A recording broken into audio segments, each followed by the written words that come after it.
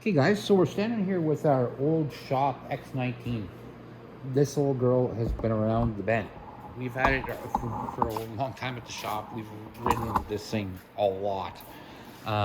It's a fun little bike to ride because it's got that stretched swing arm that's really cool on it. Um, but now this bike has been sitting for probably easily 2 years with nobody starting it or touching it. We did drain the gas out of it, so there is not even a drop of gas in it. I don't like leaving gas in a machine for a long time. And the battery is completely dead. So what I'm going to do is, this would be the same as you pulling one of these out of your barn, or you've had it stored, or somebody stored your bike for a while, or anything like that. I'm going to give you some things that we're going to do to get this running before we even try to start it. Just to help it get started the first time. So there's going to be a couple things we're going to do, like gas, things like that. But I'm not going to use the gas that's in the tank. I'm definitely not going to use that fuel filter because it's disgusting. I'm going to use my own. I'll show you what I'm talking about there in a bit. And we're going to take out the spark plug. We're going to clean that. We're going to get a look at it, see how dirty it really is.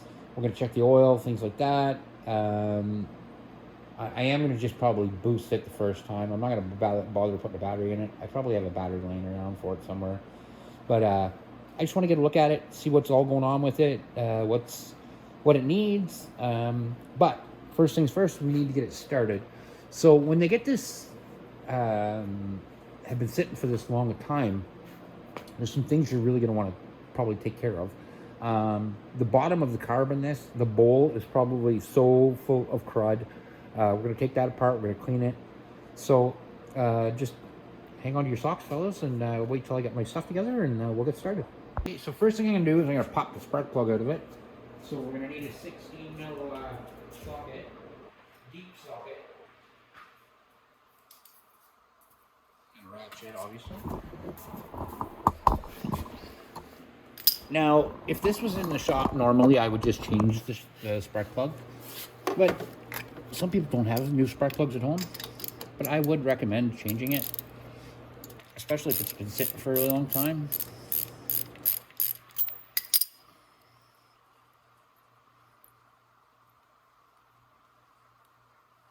And let's get a look at this one. Wow. This one's a little black. It is a little dirty. So I am going to clean it up. If I was you, though, I would recommend changing it. Go to an NGK spark plug. Like I said, this one's very, very dirty. So the carb is probably really dirty too, but we're going to clean this off. I'm just going to use a wire brush, give it a real quick clean, and then we'll put it back in. And then we're going to get our carb off because the carb is definitely going to be dirty. I don't know if we can service this carb, if it's got screws underneath it. I think it might have screws. If it does, we can take it apart, and we're going to clean it. So let's get going here. I'm going to clean this spark plug off, and I'll be right back. So I'm just going to use a wire brush like this. Just give it a quick clean.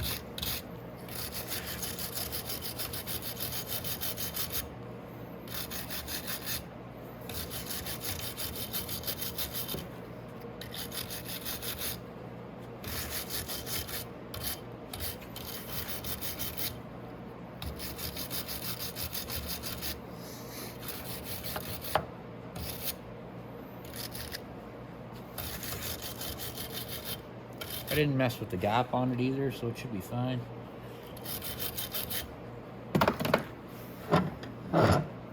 There you go. Again, back to brand new spark plug.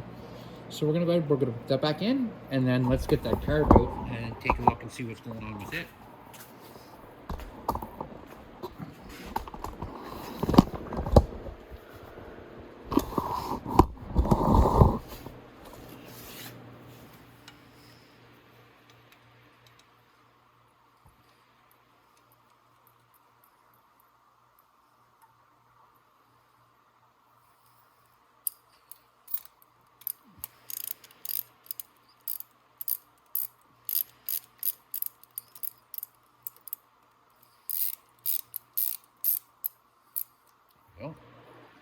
And when you're tightening a spark plug, tighten it up till it feels just snug, and that is it. Don't go any farther with it. You don't want to strip that. You just want to leave it and make sure it's all good. So there we go. So now, what we're gonna do next is we're gonna take the carb off. I think I need a 10 mil for that. We'll drop it down and we can get our cables off it and stuff. So I'm gonna get a 10 mil and I'll be right back. So all I want to do is remove the bolts right here. It's not very tight to begin with.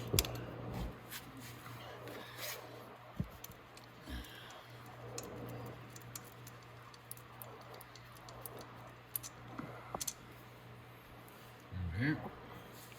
Now I'm just going to go to the other side and do the same, and I'll be right back. Okay, got the other bolt out there. Now let's take this carb off. Oh, I'm also going to need a screwdriver to take the intake boot off the back. I'm going to grab a Phillips one up.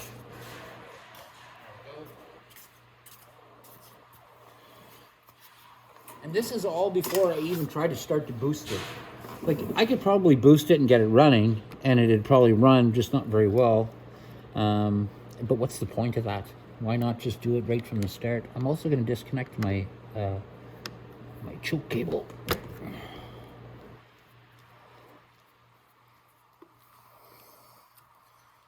Okay. All you have to do is disconnect that. Just rotate your choke all the way up and work it out with a little slide there. There we go. And now we should be able to pull our carb down a bit. Okay. Now we can take the air. Oof, that's been on there for a long time. There we are.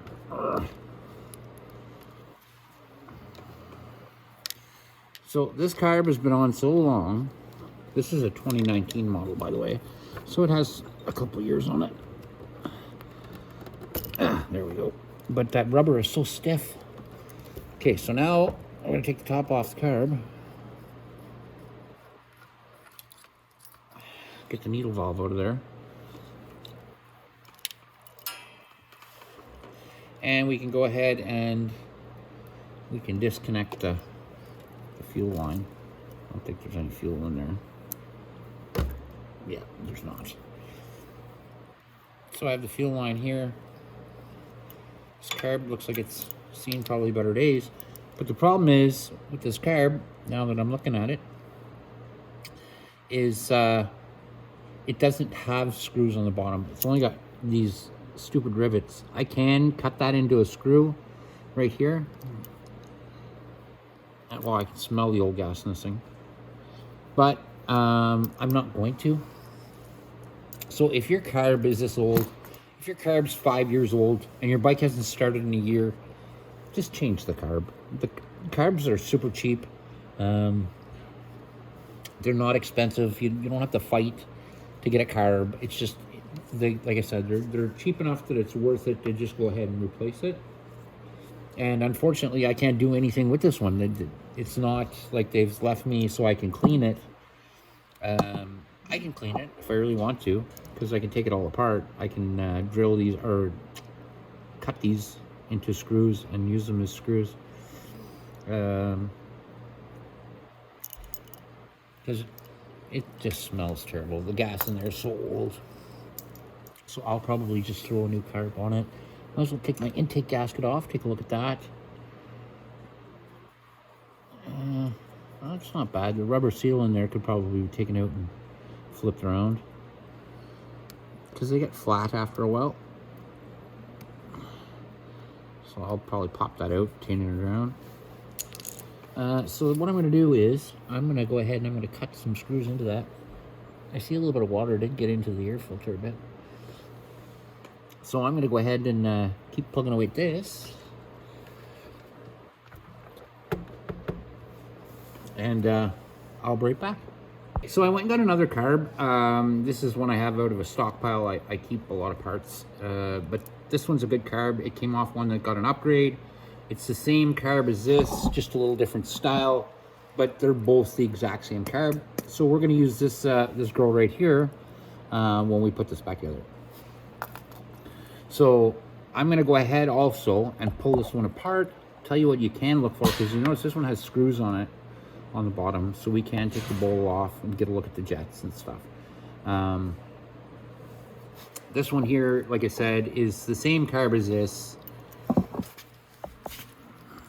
They're just different styles, different generations. Other than that, they're the exact same. So I'm gonna go ahead and get set up over here by my table here, and I'll meet you over there. Okay, so let's show you what I'm talking about on a carb. So let's explain how a carb works first. So this is the needle valve.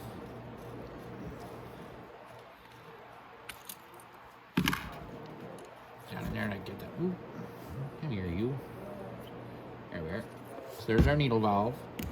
And you'll notice down at the bottom of this needle valve, obviously there's a needle. I'm a genius, right? Okay, so now what happens is, when you pull on your throttle, what happens is this needle valve goes up and down. Now, where the gas comes from is down inside there. There's way down in there, there's a jet. And so when the gas comes up then and mixes with air, so here's your air screw right here, and if you look on your carb on the inside, there's a little air hole there. So when the gas comes up with the air and they combine and shoot into the cylinder, that's what causes it. So it's not actually just gas that goes in there. If the air mixture is wrong on your carb, your bike's not going to run right at all. So let's get the bowl off of this so we can get a look at it. I got my needle valve on my top. Strangle that, get it out of the way.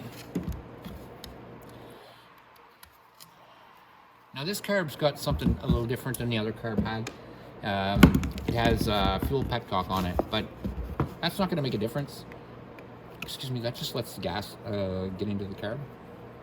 It's actually nice having one on your carb for the simple fact that you can shut your gas off at the carburetor. So even if they figure it out, just turn it back on at the tank and to steal your motorcycle, most times they're not going to look for 2 shut-off valves. They're just going to look for 1. So I think this is only a two screw one. Yeah. Okay, there we go. So now we got this apart. This is just our bowl. It's not that big a deal. It's not even dirty in there. The gas isn't even dirty in there. It's not even old. That's the one off our original X20 with the nibby carb on it. So that's why that one's running so nice, or is sitting so nice. So if you come down here, you got 2 jets. This is the jet that lets the gas pass up through. So this is the one that you look for dirt. And usually if you hold it up to a light, you can see a nice pinhole through there. And this is your float. So when the float comes up and hits right there, that's when it stops letting gas into the carburetor, because there's already gas in the carburetor. If it keeps going, it's just going to overflow the carb. So this shuts off the gas going into the carb as soon as the carb fills. And then when you give it throttle and you pull your needle valve up, and the needle valve comes up, fuel goes up through the bottom here and into the cylinder, or sorry, into the barrel of the carb, and then mixes with air and then goes into the cylinder. This carb is super clean, so I'm not too worried about it. I'm gonna go ahead and put it back together, and we'll get this back on the bike, and we'll get it running. But this is it, guys. So this is how a carb works. And this jet here, is it allows for air too. So we're gonna now get this up and get it running. Get it up and get it running. Get it up, put it back together, and then we're gonna get it running. So I can go ahead and get my bottom put back on, and so what I'm gonna do, might as well do that right now. Just like that. So that goes together. Let me get my 2 screws in.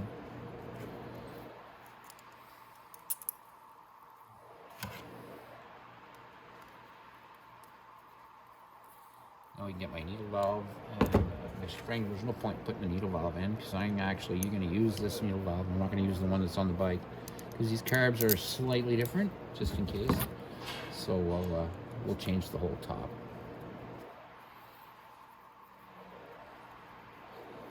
There we go.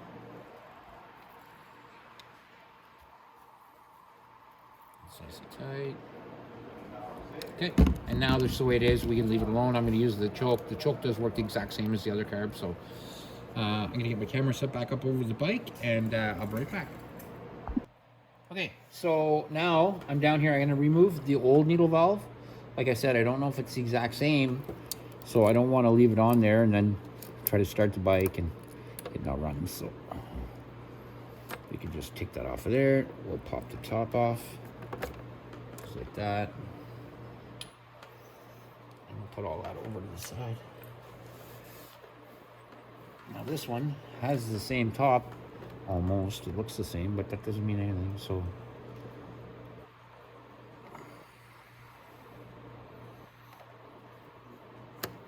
Here we are.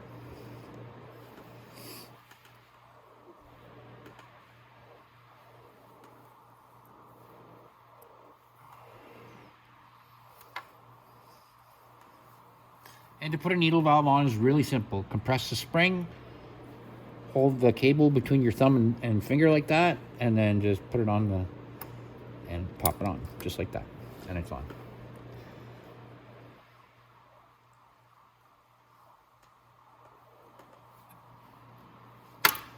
That's normal work. That's what I'm looking for. There's my choke cable.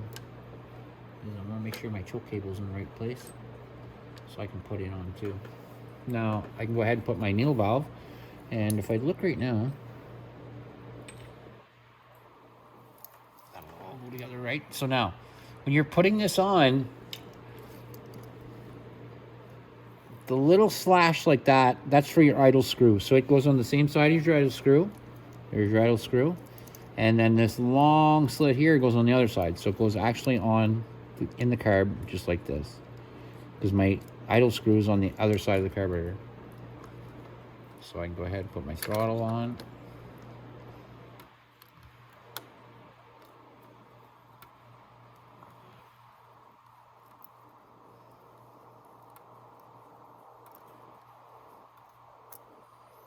Just like that. My choke cable should be around here, yep. And I can go ahead and put my choke cable on. Hey, you, come here.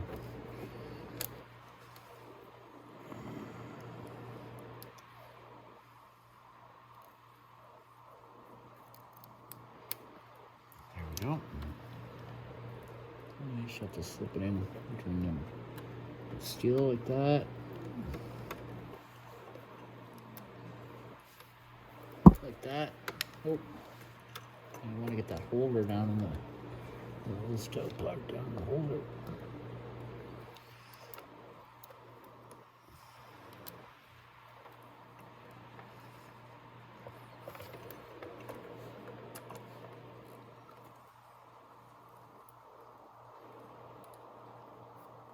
Okay, so now I can start getting it into place.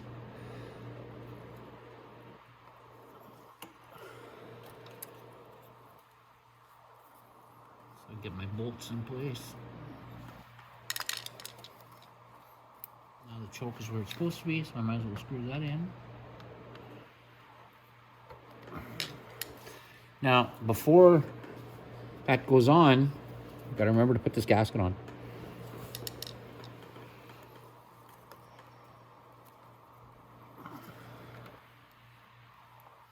And the black gasket, when it goes on, it goes rubber side to the manifold.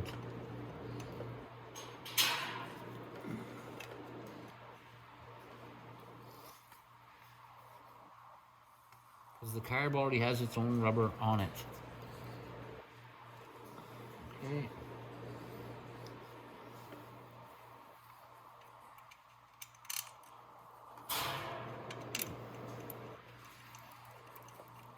Okay, I got that bolt started. So I'm going to go to the other side, and I'm going to start the bolt on the other side. So one thing I don't like is the way this kind of is against the choke or the clutch cable. So I'm going to go to the other side, put my bolt in, and I'll be right back. Okay, so I already tightened up the other side, so I'm going to tighten up this side now. Okay. There we go. Okay, perfect. Now, this is my overflow line, so it can go up, and it's going to go around here. That's where that usually goes on that holder. Anyway, so I'm going to leave that alone for now. So I'm not too worried about the overflow line right yet. Now the fuel line, I'm not going to bother hooking it up because there's no fuel in this.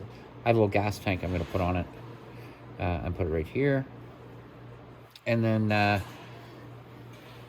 we can try to start it.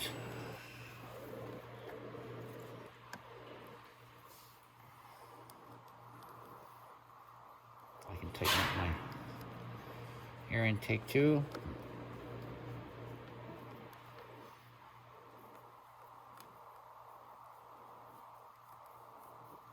There we go. So now, like I said, I have a little fuel tank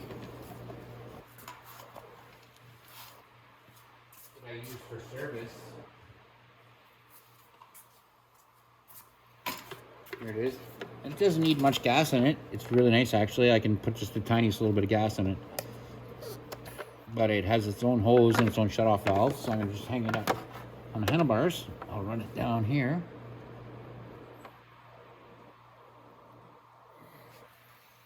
And then I'll turn my fuel on. And I'll let it fill up the carb, and then we'll try to start it. So I am going to need a boost pack to start it, because the battery's completely high-poshed. But that's okay.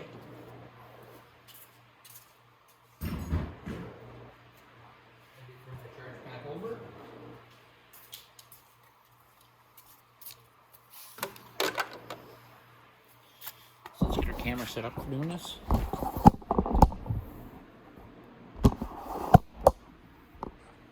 Alright guys, now I just have to hook up my charge pack here.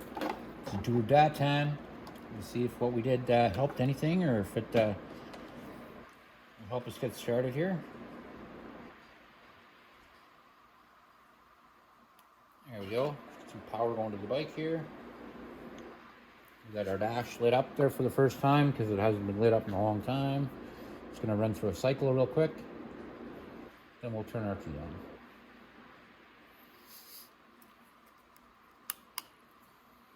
Okay, so now we're going to pull our choke down, turn our key on, and let's see what happens.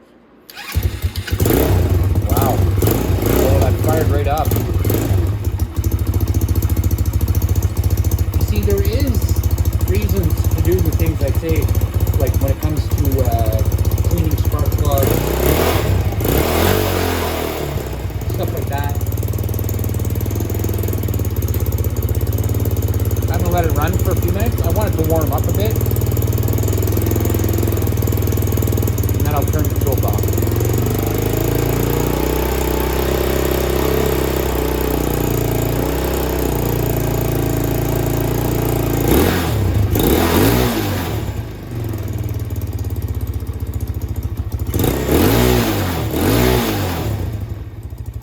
Wow, it goes right back to idle.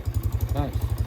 So there's a little smoke coming off it, you'll see, just from stuff that got sitting on the engine and stuff. I'll probably adjust the idle on it. But other than that, it started, it ran. Now it's going to need an oil change, things like that, so we'll do that in the next couple of days. And I will be here for that too. I'm probably going to take it for a real quick wreck up the warehouse. I just want it to warm up so I can get all this crap off the engine. And then we'll go from there. So, see, it did fire it up. So I'm going to set the idle, because the idle's real low. But I'll set the idle, and then I can take a real quick drive.